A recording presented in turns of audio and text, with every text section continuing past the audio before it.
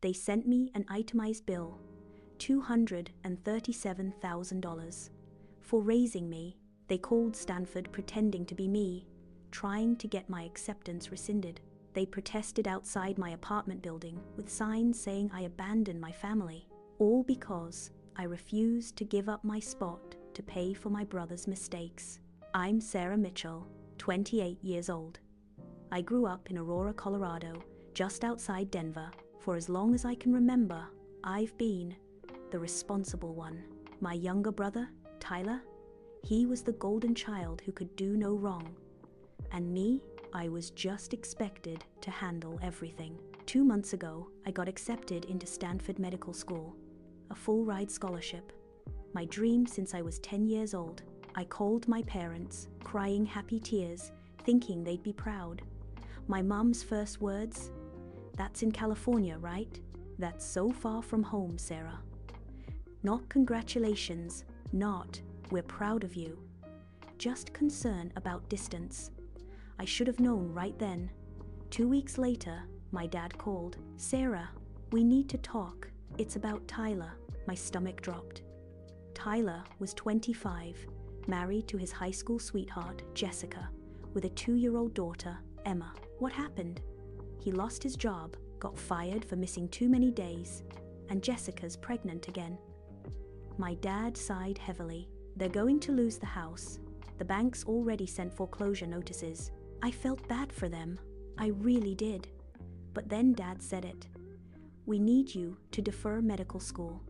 Just for a year or 2, keep working at the hospital as a nurse and help us support Tyler's family until he gets back on his feet." I froze. What?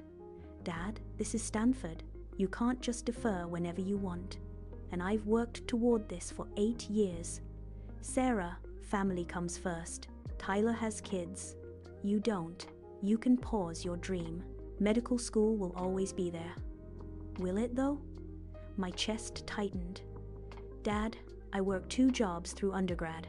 I studied for the MCAT for 2 years while working full-time ICU shifts. This scholarship is a once-in-a-lifetime chance, and Tyler is your brother. Don't be selfish, Sarah. Selfish, that word hit me like a slap. I need time to think, I said. Don't think too long. We need an answer by Sunday. It was Thursday. That night, I couldn't sleep. I kept replaying every sacrifice I'd made for Tyler. The time I gave up my college savings so he could go to his dream school. He dropped out after 1 semester.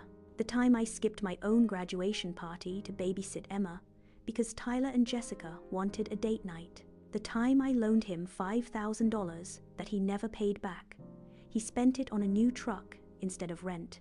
And now, they wanted my future? Sunday came. I drove to my parents' house in Aurora, my hands shaking on the steering wheel. Tyler was already there, sitting on the couch with Jessica, looking defeated. Emma was playing with blocks on the floor. My parents sat across from them, staring at me like I was their last hope. "So?" my mom asked. "Have you made your decision?" I took a deep breath. "I'm going to Stanford. I'm not deferring." Silence. Then my mom's face crumpled. "Sarah, how can you be so heartless? Your brother is drowning, and you're worried about school?" "It's not just school, Mom. It's my career, my life." Tyler spoke, his voice bitter. "Must be nice to be so smart that you can just abandon your family." "Abandon? I've helped you for years, Tyler." My dad cut in, his voice stern. "This is different. This is about stepping up when your family needs you most. You're young. You have time. Tyler has 2 kids and another on the way." Jessica started crying. "We're going to be homeless, Sarah. Is that what you want? Your niece on the streets?" I felt like I was drowning. "That's not fair. There are other options. You guys can move in with Mom and Dad. Tyler can get another job." "We're retiring," my mom shouted. Actually shouted. "We bought our RV. We're supposed to be traveling, not raising another family." "Then what do you want from me? We want you to be a good daughter. We paid for your upbringing. This is your turn to pay us back." I looked at all of them, my parents glaring. Tyler, self-righteous. Jessica, crying. Little Emma, confused. And I realized something. This would never end. If I gave up Stanford, there would be another crisis, another emergency, another sacrifice. That's when I realized they weren't asking, they were demanding. I stood up. I'm going to Stanford. I'm sorry Tyler's struggling, but I can't set myself on fire to keep you warm. Silence. My dad's face turned red. If you walk out that door, don't expect us to be there when you need help. I've never needed help, Dad. I've been helping everyone else. I left. And you know what? Relieved. Guilty, but mostly relieved. But it didn't end there. My parents started a campaign. They called my aunts, uncles, and cousins, everyone in our family, and told them I was selfish, that I abandoned Tyler in his darkest hour. My phone exploded with messages. How could you do this to your brother? Family is supposed to stick together. You always thought you were better than us. Even people from my church were talking like they knew my soul. And when that wasn't enough, she took it public. My mom posted on Facebook a long, emotional post about how some children forget where they came from, and how success means nothing if you lose your family. She didn't name me, but everyone knew. I blocked social media. Then they showed up at my apartment building. My parents, Tyler, Jessica, and Emma. Tyler was holding a cardboard sign that said, "My sister chose money over family." They stood outside for hours. My neighbors stared. Some filmed it. I was humiliated. I finally went downstairs. "What are you doing?" "Showing you what you've done to us," my mom said coldly. "We're desperate, Sarah. You could fix this with one phone call." Emma started crying, calling for me. "Auntie Sarah!" Jessica held her back, making it worse. I felt sick. This is manipulation. This is insane. "This is what you've driven us to," my dad said. I went back inside, called the police. Yes, I called the police on my own family. The officers made them leave, but said it was a family matter and couldn't do much. They warned them not to come back, or next time it would be trespassing. That night, Tyler texted me. "Emma asked why you don't love her anymore.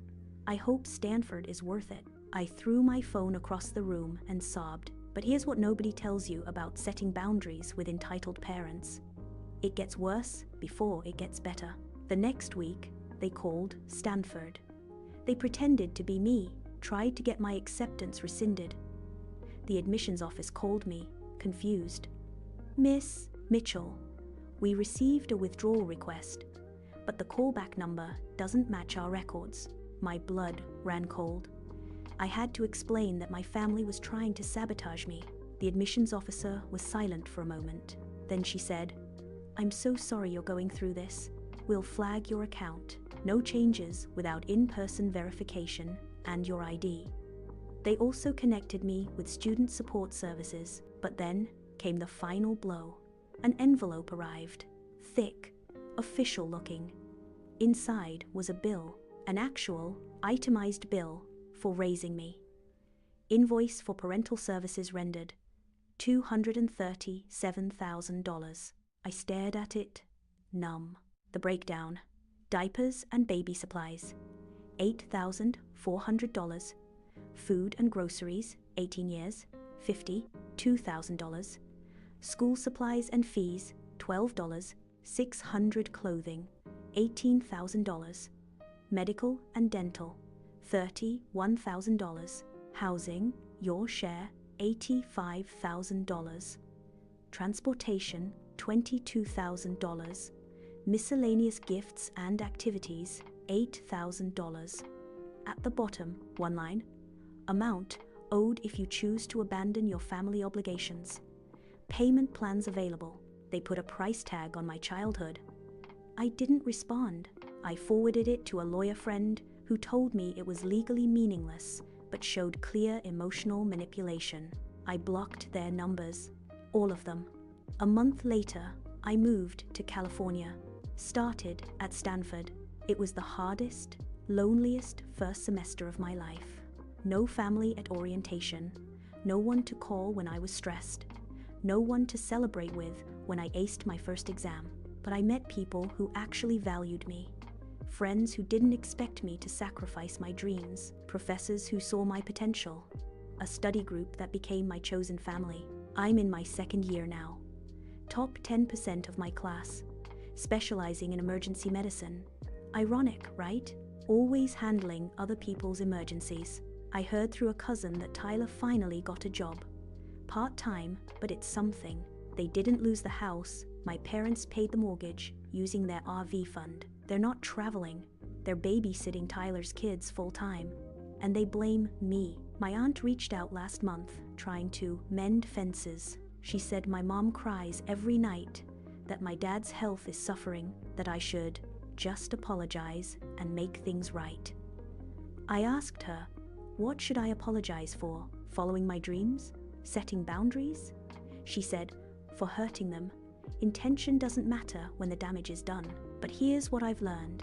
Entitled parents see your success as their resource. Your accomplishments aren't yours. They're family property to be distributed as needed. They didn't ask if I could help. They told me I had to. They called me selfish for protecting the dream I earned. They wanted my future as their emergency fund. And when I said no, I became the villain. I don't regret going to Stanford, but I regret that choosing myself meant losing them. Or maybe I didn't lose them. Maybe I never really had them the way I thought I did. Emma's 5 now. I sent her a birthday gift last month. I don't know if she got it. I don't know if they threw it away or told her I don't care. I hope one day she'll understand. I hope she knows that sometimes loving your family means loving yourself first. Because if you don't, they'll take everything. Your dreams, your future, your identity, and they'll call it love. You can't pour from an empty cup. Was I wrong? What would you have done? Tell me in the comments.